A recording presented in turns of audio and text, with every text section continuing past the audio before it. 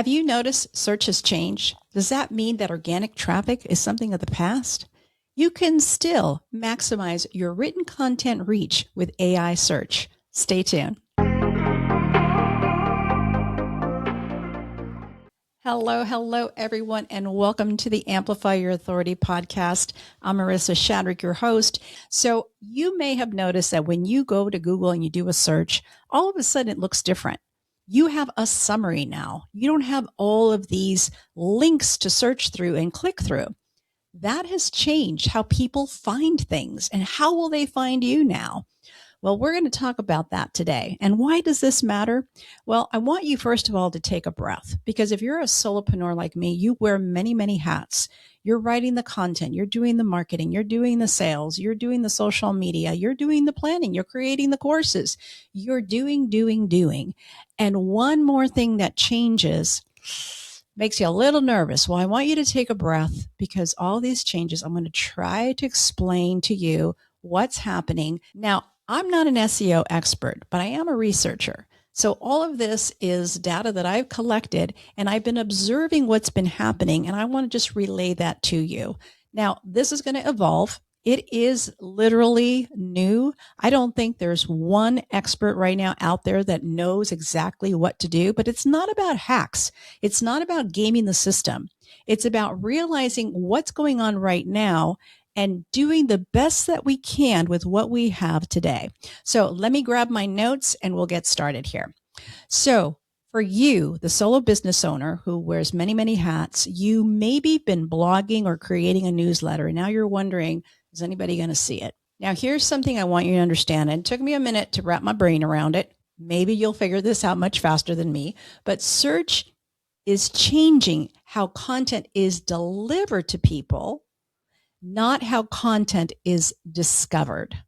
Now, that's important to realize. So let me say it again. Search is changing how content is delivered to people, but not how content is discovered. So all of the good fundamentals that you learned about SEO, take a breath. That's still going to work, but we're going to dial in and go deeper into what AI is looking for, so that when you write a blog post, when you write an article, you know you've done the best you can. So in a visual form, just picture this workflow. Before, the traditional search journey was you searched, you got a bunch of results, URLs, you clicked, you read, wasn't quite what you wanted. You went back, you scrolled down, you click, you read, wasn't quite what you wanted. You went back, you click, you read, and finally you found something and you were able to make a decision. Today, it's a little different. Today, with AI-assisted search, the journey has changed. You search, you get an AI summary, and you make a decision. There's far fewer clicks now. Statistically, experts are saying there are less clicks, and there's going to be less clicks in the future. So because there are fewer clicks, people are making decisions faster. So this is behavior change. So we need to reframe how we look at visibility, what this means for us as content creators. So visibility today isn't about trying to appear on Google's first page. It's about being referenced in a summary. So how do we do that? Okay, hang on. We're going to get to that. AI still needs reliable resources. Content still matters. Clarity still matters. Clear, structured content gains value. This is a return to responsible authorship. Search will keep changing. What won't change is the need for thoughtful, well-crafted content that helps someone take the next move. They are looking for answers, and AI is trying to deliver those answers in a summary. So when I first started looking at this and searching, I heard all kinds of things from SEO, AEO, GEO, you name it, schema, markup, signals. It was overwhelming.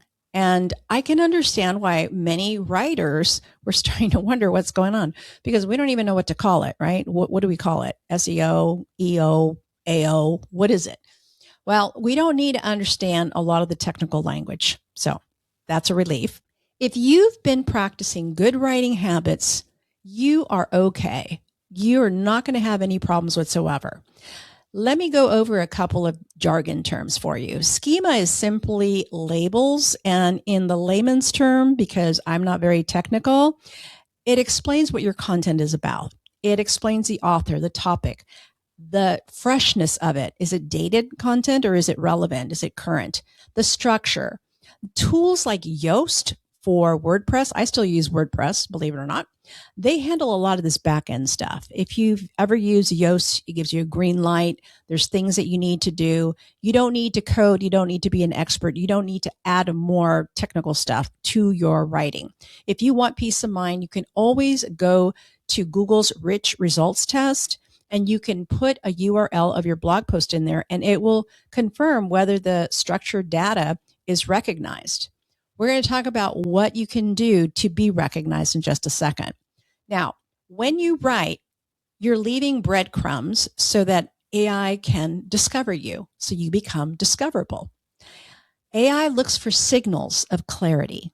You're helping the systems, when you understand what it's looking for, to understand your content. And you're going to also help AI understand your expertise, your authority, whether you're trustworthy. And it's going to also understand the content type. What is this? Is it a blog? Is it an article? It's the same thing that helps, well, I don't want to say her name because she's going to answer me, but you know, Alexa. If you went to her and said, what can you tell me about, and give her your name, she will give you a summary of who you are. I did this earlier today and it was spot on, because all of these AI search engines are using this data for information. So when I asked Alexa a question about me, she gave me a summary about me. I didn't have to go click a link.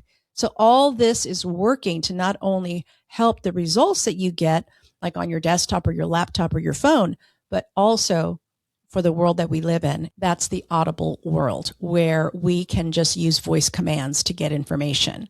So practices that still matter, and this is something you don't want to gloss over. The fundamentals of good SEO has not disappeared. You want to continue to maintain one main topic idea.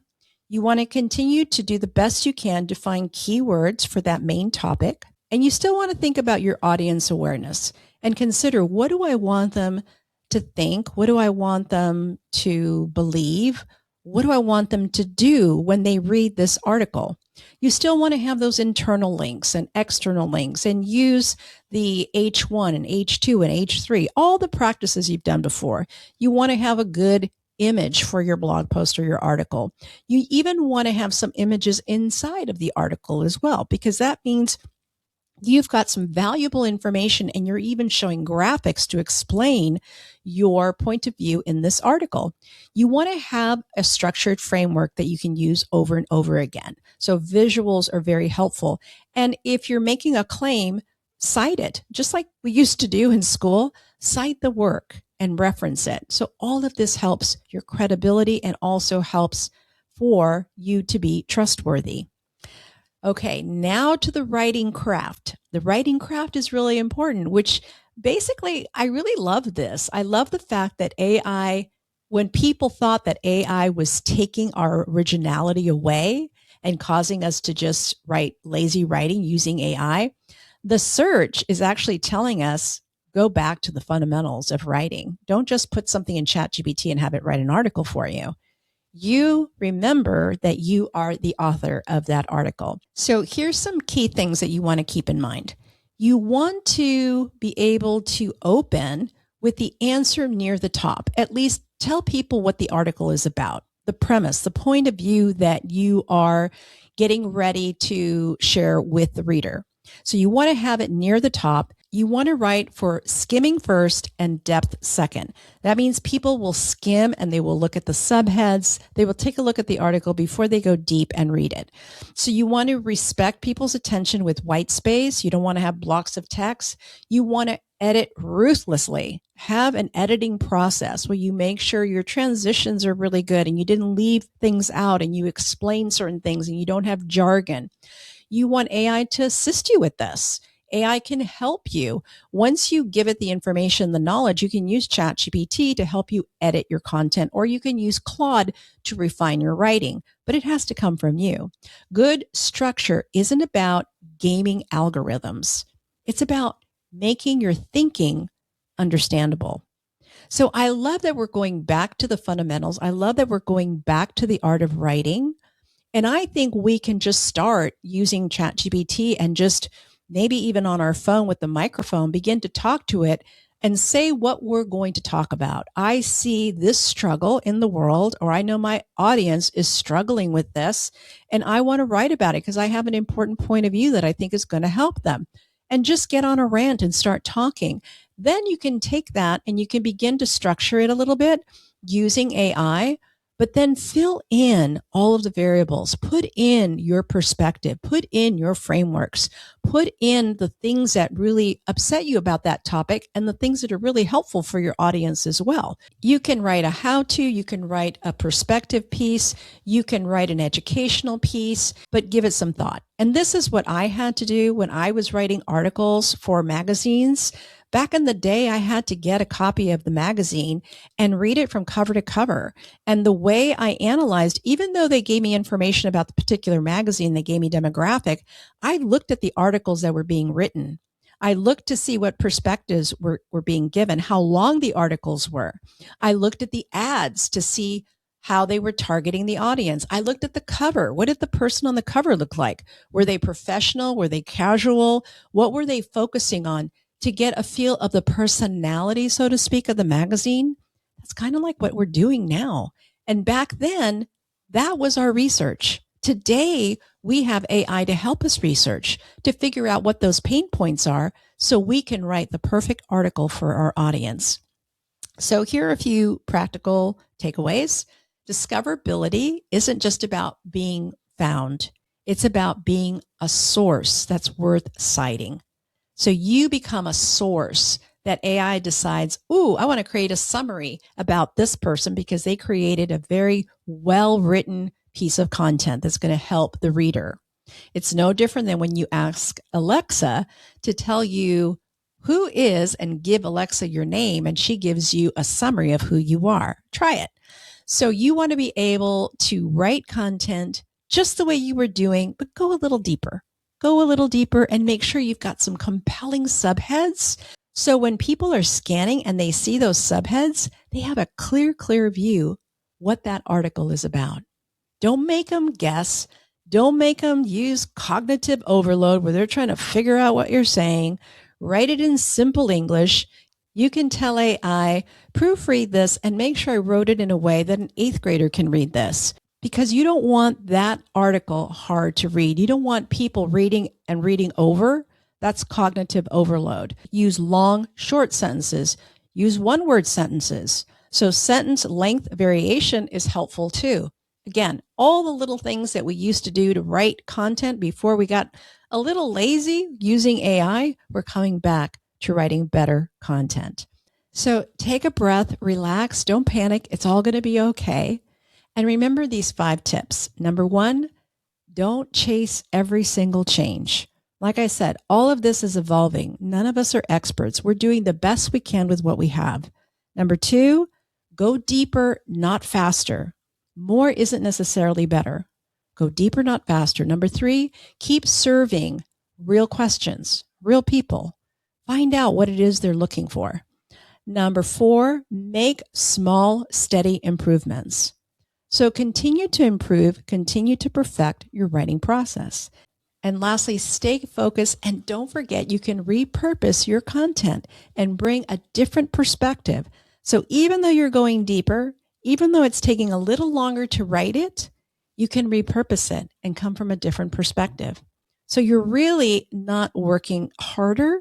You're just going deeper, writing richer content, and you're able to repurpose it from different perspectives and different angles.